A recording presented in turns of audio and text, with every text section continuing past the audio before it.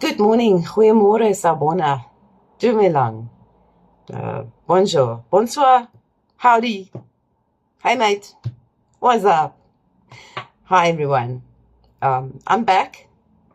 For those who don't know, I am Michelle Ursula Lateghan. I'm a spiritual guide, teacher, and student. I focus on spiritual lessons and everyday lessons, messages, and assisting others with dealing with difficult situations and, in general, inspiring deeper thought. Mostly, that's what I do. So, among other things, obviously, I've got business interests elsewhere as well. Today's message pertains to communication. And I know that communication is a widely discussed topic everywhere, online, worldwide, and especially in healing situations or circumstances. Communication is a vital part of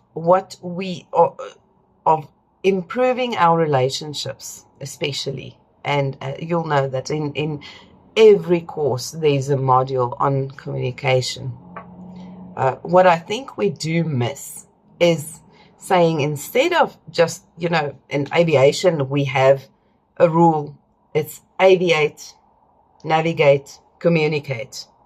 And I think in being a good human, the rule should flip around, and first would be communicate, because communication, whether it's verbally, whether it's via messages, whether it's online, whether it's video, audio, communication helps parties understand each other's experience. But there's a lot more to it. What if we communicate with someone in their language?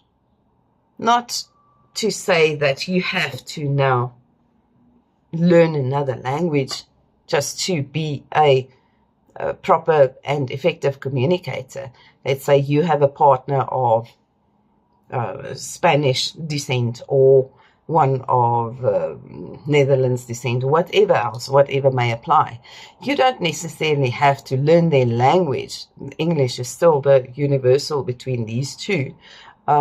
So you'd be able to understand each other. When I'm saying speaking in someone's language, it means that we have creative people, we have analytical people, we have people who think in images, for instance. I think my mind works in images. So when whatever happens, anything happens, I see images. And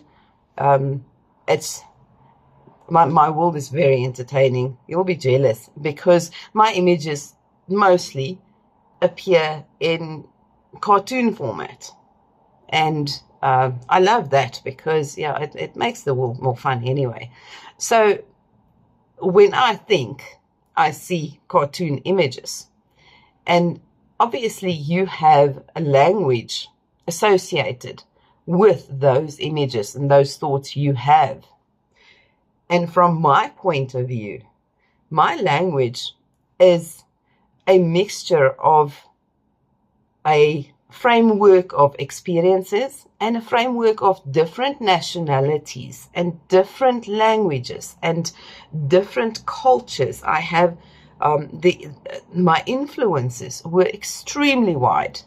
So from my own point of view, I have taken from each culture and each language what suits me well and what I understand well, and incorporated that into my communication systems, into my processing systems, into how I understand the world and how I express the world. I'm an artist, so you'll see in my art all those many different influences, which means that this is all my output. If you compare that to a computer, this is my output. My output is a combination of different languages, cultures, and experiences, locations, areas, whatever that may be.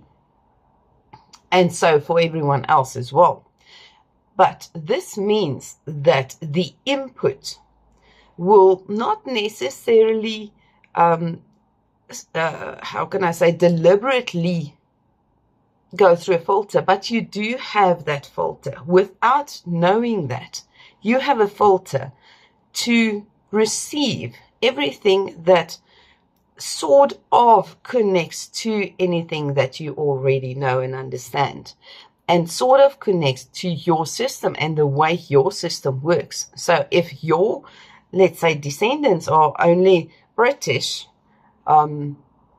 your framework is mostly British, and whatever falls out of that scope and spectrum might be a little foreign to you, which means that there might be misunderstandings.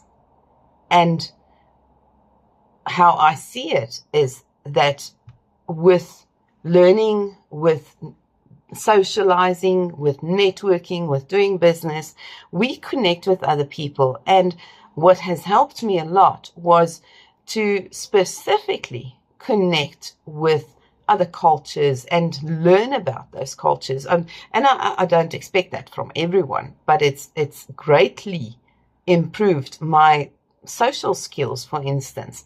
I have a passion for history, so history, anthropology, archaeology, all those things. And those, in actual fact, added to my frame reference where I could, for instance, let's say Egypt. I love Egypt. I could understand why people would approach me in some way because of their culture, for instance. The Italians approach things another way. They are much more lenient on time, for instance. The Germans are much more focused on precision.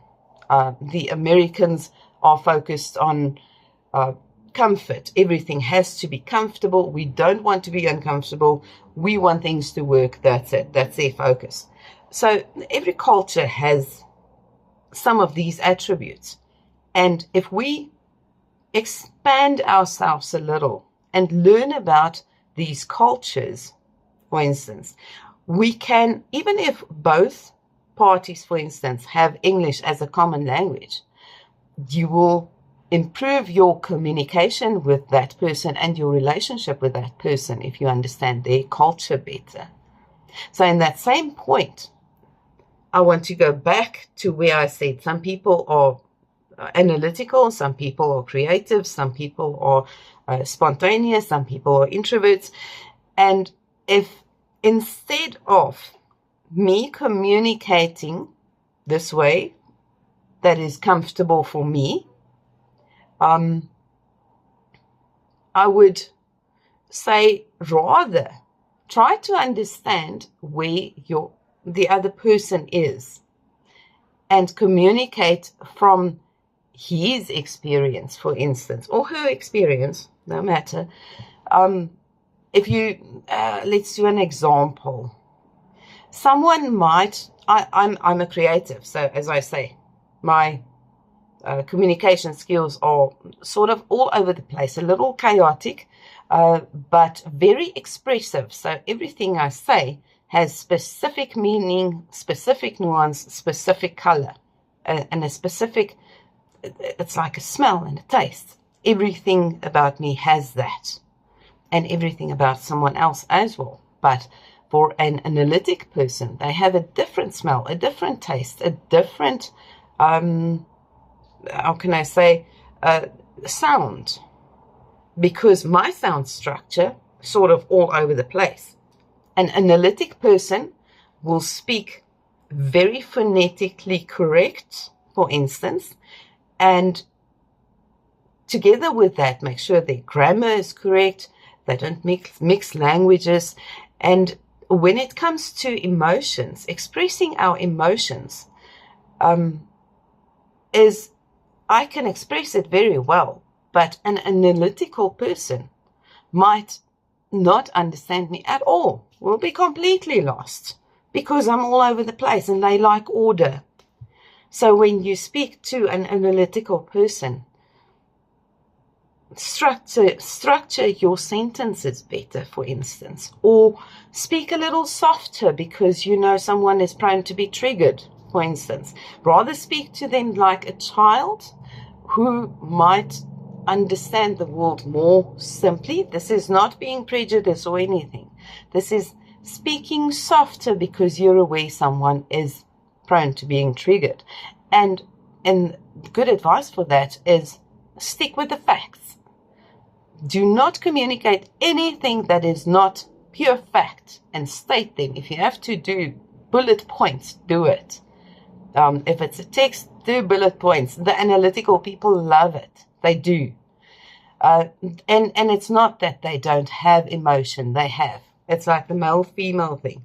Males have emotion, very, very deep emotions, and sometimes a more painful experience than women.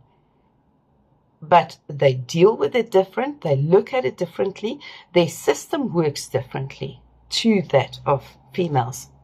So understanding that helps a lot for me not to bombard someone with my overwhelming female emotions, and I am sad and I am frustrated and I'm angry at you and I'm this and that and that and you disappointed me and this and that. Those are things that immediately sort of guides an analytical person almost away from the discussion, because they need time to work through it, and they might not be able to express their emotions as easily as I do, which means that to them, instead of expressing my emotions, I would say, you were late to our meeting, for instance. And what would be the reason for you to have been late? Because I experience it sometimes as being disrespectful. From your point of view, you might have gotten lost or whatever else. It's not necessarily disrespectful. But if I give the fact and not say, oh my word, you are late again. Oh, that's my surname, late again. Instead of immediately bombarding people with this language of emotion and so on, try to be more factual, for instance, towards an analytical person, towards an artistic person, creative like me. You're very welcome to say, oh, what a day. And I would go, babe, I get you. I get it. And you're not alone. Let's have a tequila and get over it, right? So communicating, in short, the point I had after explaining all this was, when we communicate, maybe we should take into account who we are communicating with. Where are they coming from? And what are their personality traits? How would they understand me better? How can I come across better so that they understand what I am trying to say? And in short, speaking their language, even just for a little bit and to the best of your ability. But that might help. That was a good lesson I learned yesterday, and I'm so grateful for that one. I hope you enjoyed this, and I hope it helped someone. Have a fantastic day, and I will chat to you guys again soon. Take care. Bye-bye.